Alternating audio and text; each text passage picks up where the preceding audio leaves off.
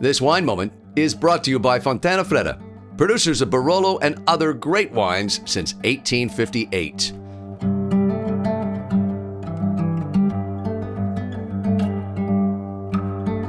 Well, we're back here at Aquafarina for the first time since last spring. A great restaurant located right in the Homer Street, Georgia Street area, downtown Vancouver.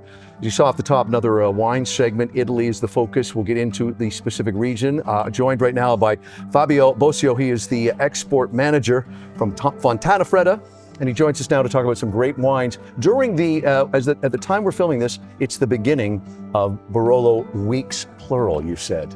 Correct. Well, welcome. We'll get into that in a few seconds. First of all, as we often do with Italian wine segments, this winery is breathtakingly beautiful to look at. We're looking at some images right now. Talk to us about the spectacular, rich, deep history of this winery and the area and the history and the village that's a part of it. We'll start with that. Yeah, Fontanafredda is one of the most historical winery from Italy and from Piemonte. Actually, our winery is located in Serralunga d'Alba, which is one of the 11 villages where the Barolo area is. It's the winery founded by the very first king of Italy, Vittorio Emanuele II, and it was dated back in 1858. So we can easily say that Fontanafredda is not only a winery, it is much more a love story. Right. Because the king fell in love with this lady called Rosa Vercellana, and together they founded the winery. And you talk about important dates. That's 1858. I'm looking at 1866 is the first Barolo vineyard. Well, it's the first single vineyard ever made, which is dedicated to the wife of the king, Rosa Vercellana, and in fact, the single vineyard, it's called Vigna La Rosa. Let's talk about the wines. We'll touch with some history as we move along. You've got a great selection. We should mention all the wines we're going to talk about today. You're proud to say available here in Vancouver, Canada, and of course in this restaurant. Let's talk about this first wine featuring in this segment.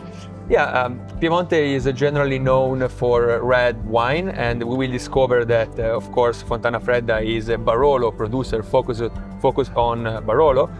But the white side of Piemonte is growing fast, and in fact, what we are tasting now, what we are talking right now, is a Timorasso, which is linked to Barolo because it is known as the white Barolo. So Timorasso, it is an indigenous grape variety growing in the area of Tortona, which is 100 kilometers away from Barolo area. And it has some very interesting characteristic and something which is not normal to find in a white wine from Italy.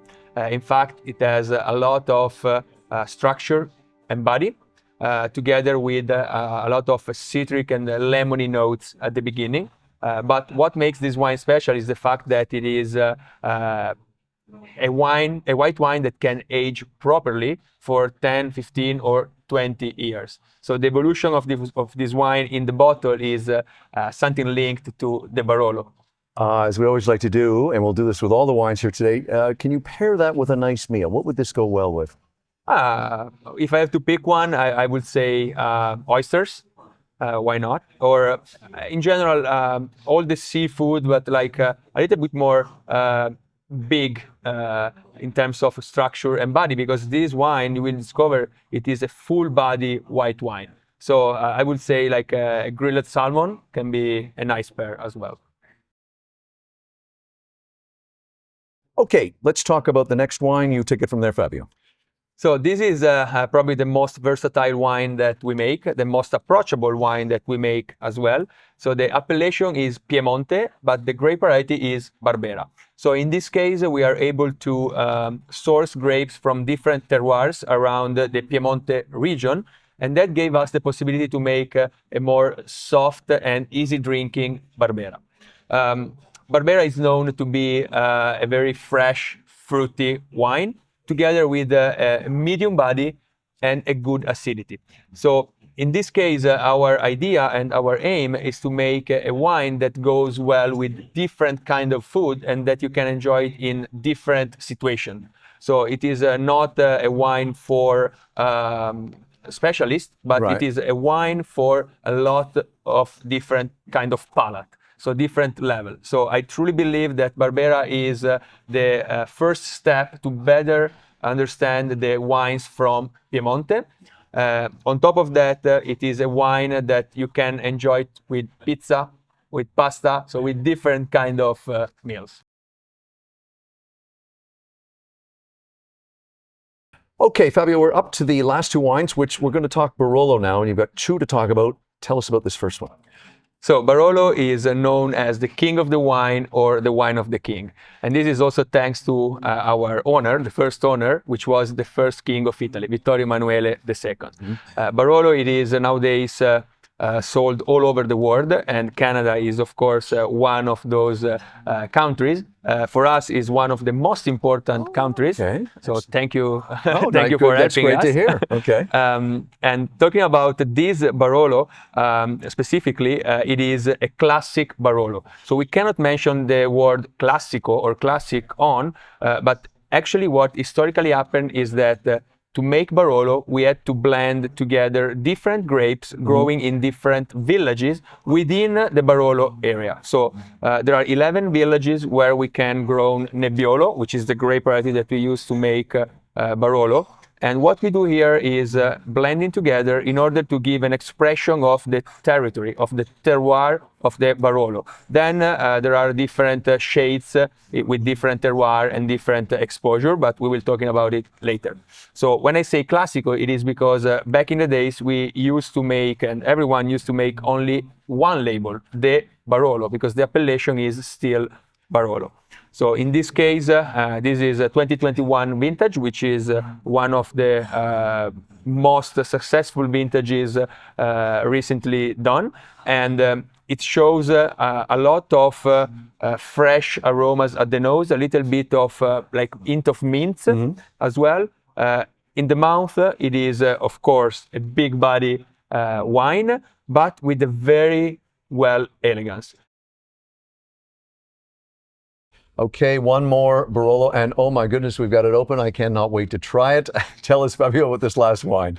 So the last Barolo is a Barolo Serralunga d'Alba, vintage 2019. This is the Barolo dedicated to the village of Serralunga d'Alba, where our winery is located. So technically, it's a selection of grapes. Most of the grapes are coming from our estate, which is named after the winery, so Fontanafredda, Right. which is a cru. And then we have some other grapes coming from the highest part of Serralunga d'Alba. Serralunga d'Alba is considered to be one of the most important village in Barolo to make important and structured wine. In fact, the soil in Serralunga d'Alba is one of the oldest in the Barolo area, and there is a huge concentration of clay and limestone. So this concentration gave us the opportunity to have a wine a little bit more structured and with full body, big body. 2019 is, from my point of view, one of the best vintage in the last decade because of the structure, the body, but at the same time you have the finesse and the drinkability. This is a wine that needs a little bit more important dishes. Definitely, I will go for a meat.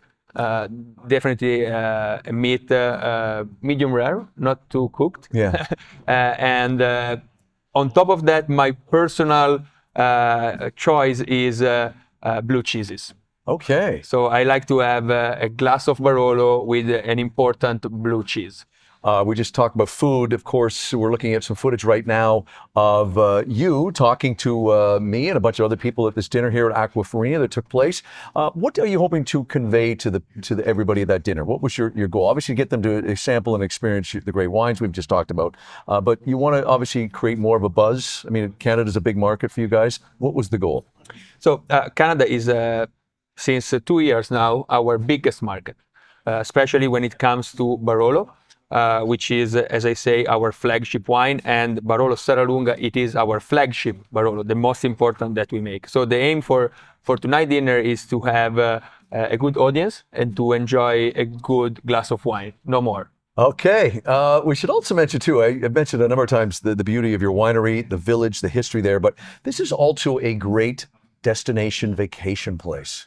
Exactly. Fontanafredda is not only a winery, of course, we are a winery, but it is much more. We do have 3 hotels, 2, let's say, business hotels, and 1 niche boutique little spa hotel on top of the hill. And we do have 3 restaurants, and one of them is a Michelin star restaurant named Guido. Wow. Look it up, folks. We're looking at the footage, but I tell you, this place is pretty spectacular. As is the wine. Okay, this is the moment I have been waiting for. Cheers to you. Cheers. Thank you for joining us, and thanks to everybody for watching this great segment on Fontanafredda. Cheers. Cheers.